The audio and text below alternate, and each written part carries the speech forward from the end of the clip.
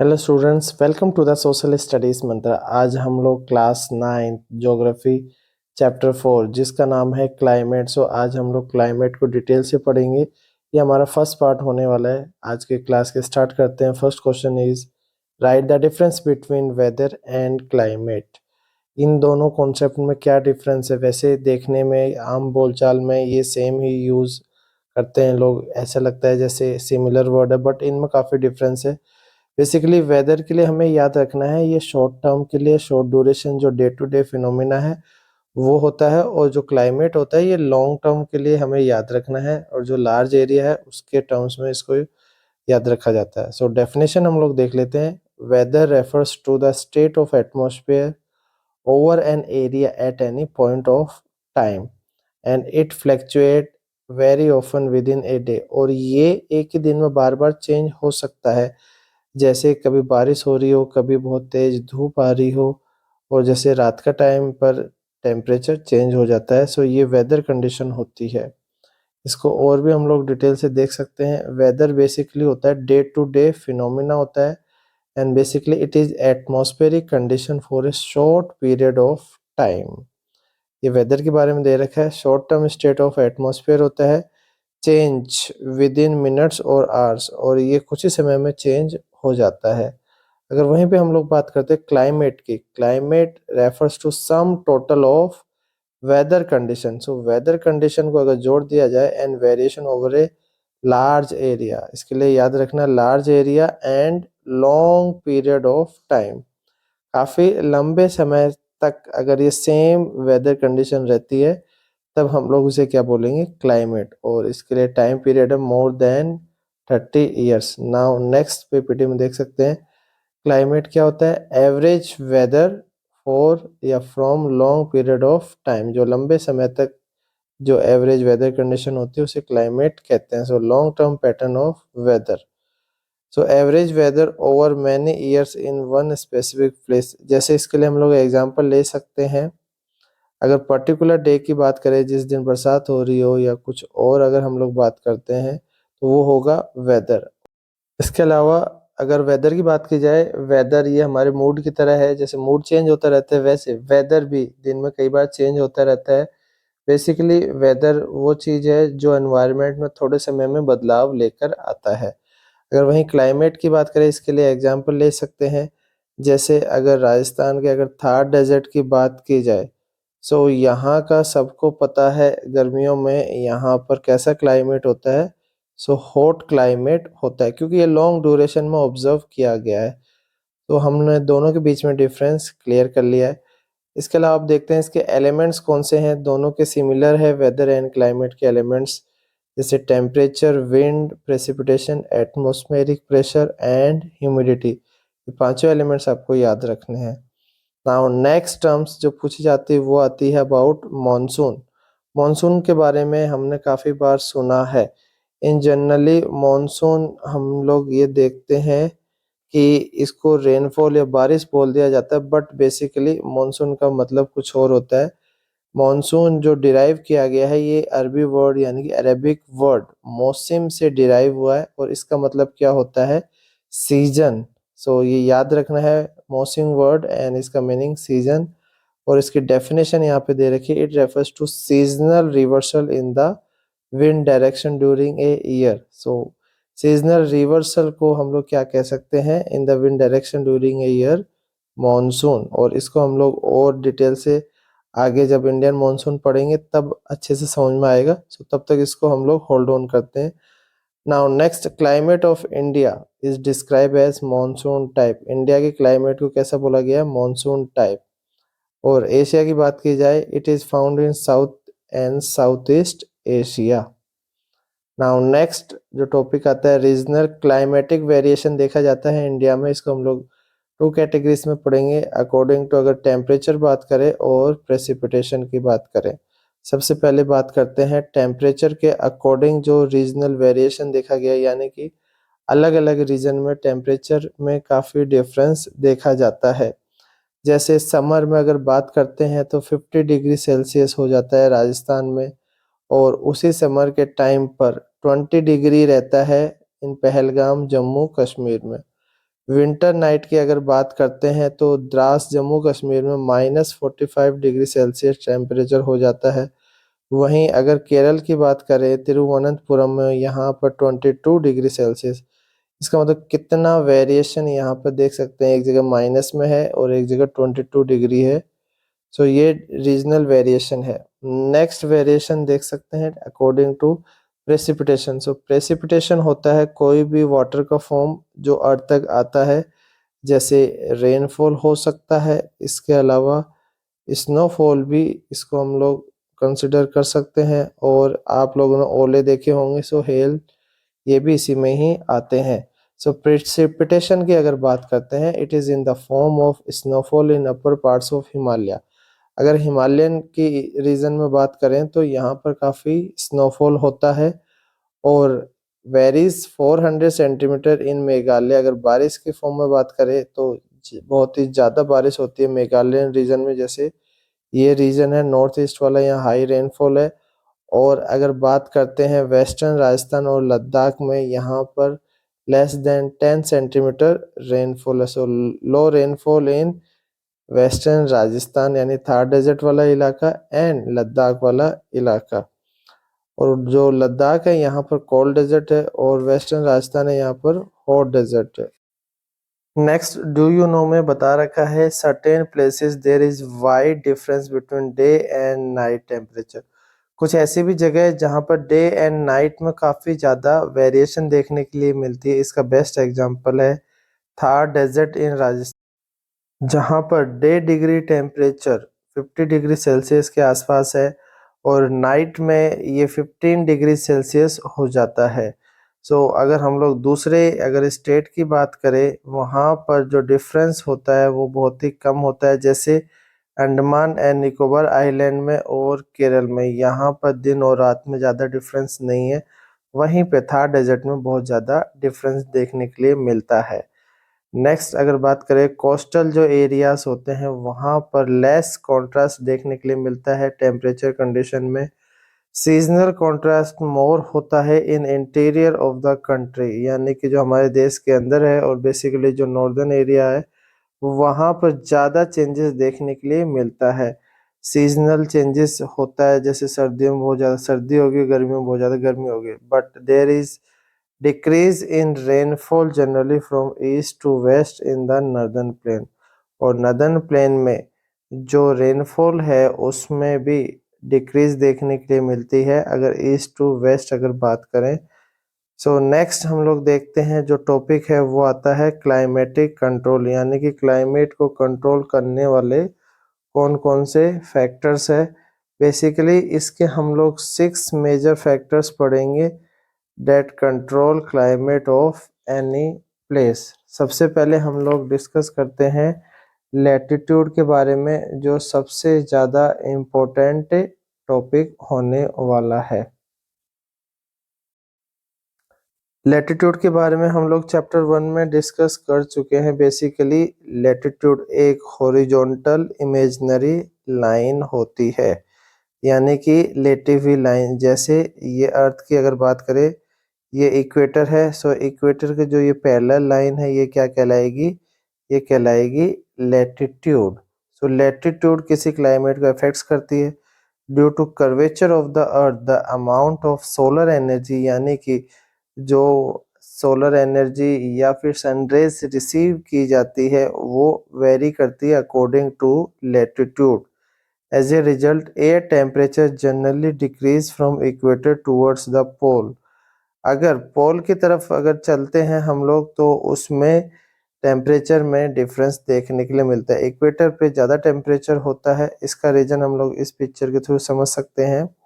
जैसे ये अर्थ है, अर्थ पे जो सनरेज पड़ेगी इक्वेटर के आसपास, यहाँ पर सबसे ज़्यादा सनरेज होगी क्योंकि ये डायरेक्ट सनरेज होती है, जिस वजह से यहाँ का टेम्परेचर बहुत ज़्यादा होता है। हॉट यहाँ पर क्लाइमेट बता सकते हैं। और अगर बात करें इस साइड नॉर्थ पोल की और साउथ पोल की, यहाँ पर जो सनरेज होगी वो तिरछी होगी, ये स्लैंट होगी, जिस वजह से इतना इम्पैक्ट नहीं कर पाएगा और यहाँ पर टेम्परेचर कम देखने के लिए मिलता है। सो यहाँ पर कैसा कोल्ड टेम्परेचर या फिर कोल्ड क्लाइमेट देखने के लिए मिलता है। सो टेम्परेचर एट इक्वेटर की बात करें, ये ट्रॉपिकल होता है, सनी और इक्वेटोरियल, यहाँ पर क्योंकि इक्वेटर है तो इक्वेटोरियल टेम्परेचर है, यहाँ पर हाई टेम्परेचर देखने के लिए मिलता है। और पोल की बात करें तो कोल्ड है, फ्रिजिड है यहाँ का टेम्परेचर। नेक्स्ट जो आता है वो आता है ऑल्टीट्यूड। ऑल्टीट्यूड बेसिकली हम लोग हाइट को कहते हैं। So as one goes from surface of the earth to higher altitude, जब हम लोग हायर एल्टीट्यूड पे जाते हैं तो atmosphere become less dense and temperature decrease. So इसके लिए आपको याद रखना है, ये हाइट जब भी बढ़ेगी तो टेम्परेचर क्या होगा, कम होगा। So the hills are therefore cooler during summer, इसलिए जो पहाड़ी इलाके हैं, हिल स्टेशन है, वो गर्मियों में कूलर देखने के लिए मिलती है। इसको आपको याद रखना है, जो हिली एरियाज होगा वहाँ पर अगर नीचे की तरफ बात करें तो टेम्परेचर ज़्यादा होगा, अगर जैसे जैसे ऊपर जाएंगे टेम्परेचर कम होगा। सो ऊपर लो टेम्परेचर देखने के लिए मिलता है। नेक्स्ट अगर हम लोग बात करते हैं वो है प्रेशर एंड विंड सिस्टम। ये काफ़ी इम्पोर्टेंट टॉपिक है प्रेशर एंड विंड, ये क्लाइमेट के लिए बेसिकली समझना ज़रूरी हो जाता है प्रेशर एंड विंड सिस्टम को। सो इसके लिए हमें याद रखना होगा, the pressure and wind system of any area depend on latitude and altitude of the place. ये किसके ऊपर डिपेंड होते हैं, लैटिट्यूड और एल्टीट्यूड पे। इट इन्फ्लुएंसेस द टेम्परेचर, ये टेम्परेचर को भी इन्फ्लुएंस करते हैं, साथ के साथ रेनफॉल पैटर्न को। और इसके रिगार्डिंग एक कॉन्सेप्ट और याद रखना है, air always move from higher pressure to lower pressure. So इसके लिए हमने क्या जाना, जब भी टेम्परेचर बढ़ेगा तो प्रेशर क्या होगा, कम होगा। प्रेशर एंड विंड सिस्टम को समझने के लिए हम लोग दो कंडीशन जानेंगे। सबसे पहले देखते हैं ड्यूरिंग समर सीजन, जब समर सीजन होता है उस वक्त जो लैंड है वो आपको पता है वो जल्दी हीट अप होगी, और जो अगर हम लोग बात करते हैं ओशन की, इसको टाइम लगेगा। सो लैंड जल्दी हीट अप होने की वजह से यहाँ पर जो भी एयर होगी वो गर्म होने की वजह से हल्की हो जाएगी और वो ऊपर की ओर जाएगी। सो ऊपर जाएगी तो यहाँ पर बन जाएगा लो प्रेशर। अगर वहीं पे बात करते हैं ओशियन की, यहाँ पर लैंड के मुकाबले अगर देखा जाए तो प्रेशर ज़्यादा होगा। प्रेशर ज़्यादा होने का कारण ये है कि यहाँ पर जो एयर है वो कोल्ड है, और कोल्ड है तो वो यहीं पे ही रुक जाएगी। सो यहाँ पे हाई प्रेशर बनेगा। सो नेक्स्ट पिक्चर में देख सकते हैं, जो एयर मूव करेगी वो हाई प्रेशर से लो प्रेशर की, जो एयर पहले यहाँ पे थी वो आगे चली जाएगी इस साइड। सो इधर जो लो प्रेशर एरिया क्रिएट हुआ था सो इधर चली जाएगी। So air moves from high pressure to low pressure. वहीं पे अगर बात करें इन विंटर सीजन, उसमें ये कंडीशन उल्टी हो जाएगी। विंटर सीजन में अगर बात करते हैं तो लो प्रेशर जो बनेगा वो बनेगा ओशियन की तरफ, और हाई प्रेशर बनेगा यहाँ पर लैंड की तरफ। इसका कारण ये है, विंटर में जो ओशन होता है एज कंपेयर टू लैंड थोड़ा गर्म होता है, और यहाँ पर जिस वजह से लो प्रेशर बनता है। सो इसके लिए हमें याद रखना होगा ये concept bar bar, temperature and जो प्रेशर है इसमें दोनों में इनवर्स रिलेशन है। टेम्परेचर बढ़ेगा तो प्रेशर कम होगा। सो इसमें जो एयर जो मूव करती है वो करेगी लैंड टू सी की तरफ, ओशियन की तरफ। So high pressure to low pressure. एक पिक्चर और दे रखी है, इसमें भी यही समझाया गया है, यही कॉन्सेप्ट देख सकते हो आप लोग। नाउ नेक्स्ट पॉइंट हम लोग इसमें देख सकते हैं, जो हैंडमेड जो डायग्राम बना रखा है उसमें भी यही समझाया गया है। जैसे वाटर है, यहाँ पर हाई प्रेशर बनेगा, और यहाँ पर जो लैंड वाला इलाका है यहाँ बनेगा लो प्रेशर। ये कब की बात है, ड्यूरिंग समर सीजन की, जिस वजह से जो एयर मूव करेगी वो हाई टू लो प्रेशर की तरफ मूव करती है। नेक्स्ट पॉइंट आता है अबाउट डिस्टेंस फ्रॉम सी। इसके लिए याद रखना है, अगर नियर बाय सी है तो वहाँ पर मॉडरेट टेम्परेचर होगा, और अगर फार अवे सी है, अगर समुद्र से ज़्यादा दूर है तो वहाँ पर एक्सट्रीम वेदर कंडीशन होगी, यानी कि वहाँ पर गर्मियों में ज़्यादा गर्मी और सर्दियों में ज़्यादा सर्दी देखने के लिए मिलती है। तो इसको पढ़ लेते हैं। The sea exert a moderating winter on climate as the distance from sea increases. जैसे जैसे डिस्टेंस बढ़ता जाएगा वैसे वैसे इट्स मॉडरेटिंग जो इन्फ्लुएंस होगा वो कम होता जाएगा, decreases, and the people experience extreme weather condition, और इसी कंडीशन को बोला जाता है कॉन्टिनेंटलिटी। ये भी क्वेश्चन आता है, what is continentality? It means very hot during summer and very cold during winter, यानी कि गर्मियों में ज़्यादा गर्मी पड़ना और सर्दियों में ज़्यादा सर्दी पड़ना। इस पिक्चर में बताया गया है डिस्टेंस फ्रॉम सी वाला कॉन्सेप्ट। जो भी अगर सी के पास में होगा वहाँ पर जो क्लाइमेट होगा वो कांस्टेंट रिमेन मॉडरेट होगा। कोस्टल एरियाज के पास वाला, जैसे इंडिया में साउथ इंडिया की अगर बात की जाए, यहाँ पर ये कोस्टल एरियाज है तो यहाँ पर कैसा क्लाइमेट होगा? मॉडरेट। और अगर नॉर्दर्न इंडिया की बात करें ऊपर वाले इलाके की, क्योंकि यहाँ पर कोई ओशन नहीं है, सो यहाँ पर very hot during summer and cold during winter. So इसको कॉन्टिनेंटलिटी कॉन्सेप्ट कहते हैं। नाउ नेक्स्ट पॉइंट आता है about ocean current. So ocean current भी इम्पैक्ट करती है, इसके लिए हमें जानना होगा सबसे पहले ओशियन करंट बेसिकली किसको कहते हैं। सो ओशियन करंट्स बोल सकते हैं are movement of ocean water, basically movement of ocean water and which is flowing, which flow constantly, जो कॉन्स्टेंटली फ्लो करती है, सॉरी विच फ्लो कॉन्स्टेंटली, और वो भी इन ए डेफिनेट पैटर्न, जो एक ही फिक्स डेफिनेट पैटर्न में फ्लो करती है, उसे हम लोग क्या बोलेंगे? Ocean currents. Ocean currents along with onshore winds also affects the climate of the coastal area। ये बेसिकली कोस्टल एरियाज के आसपास के क्लाइमेट को अफेक्ट करती है। फॉर एग्जाम्पल, एग्जाम्पल के थ्रू समझ सकते हैं, any coastal area with warm or cold current flowing past it will be warm or cold if the winds are onshore। इसके लिए हमें याद रखना होगा बेसिकली ये टू टाइप्स की करंट होती है, वार्म करंट और कोल्ड करंट। तो जो वार्म करंट के आसपास का इलाका होगा वहां पर टेम्परेचर हॉट होगा, और कोल्ड करंट के आसपास कोल्ड टेम्परेचर होगा। ये ग्लोब की पिक्चर के थ्रू समझ सकते हैं कि यहाँ पर अलग अलग टाइप की जो करंट्स है, एक कलर से बताई गई है वार्म करंट और दूसरे कलर से बताया गया है कोल्ड करंट के बारे में। नाउ लास्ट जो इसमें कंट्रोल या फिर लास्ट फैक्टर्स आता है वो आता है रिलीफ फीचर्स के बारे में। So relief feature also play a major role in determining the climate. इसका भी काफी इंपॉर्टेंट रोल होता है। जैसे high mountain act as a barrier for cold और हॉट विंड। हमेशा जो माउंटेन होता है वो, जैसे माउंटेन दे रखा है, ये एक्ट एज ए बैरियर, जो भी विंड होगी उसको एज ए बैरियर ये काम करेगा, उसके बीच में रुकावट आएगा। सो दे में ऑल्सो कॉज प्रेसिपिटेशन, और इसकी वजह से प्रेसिपिटेशन यानी कि बारिश भी हो सकती है if they are high enough and lie in the path of rain bearing winds. जैसे ये रेन बियरिंग विंड्स है, इसके बीच में अगर ये आता है तो ये अपना जो मॉइस्चर है वो आगे नहीं ले जा पाती। सो यहीं पे ही वो क्लाउड फॉर्मेशन से बारिश करवा देती है। सो इस वाले इलाके को कहा जाता है विंडवर्ड साइड, जहाँ पर बारिश होती है, और जो लेफ्ट वाला इलाका है जो बच गया इसका, उसको बोला जाएगा लीवर्ड साइड, यानी कि रेन शेडो एरिया, जहां पर बारिश नहीं हो पाई, इसे क्या बोला गया? रेन शेडो एरिया या फिर लीवर्ड साइड।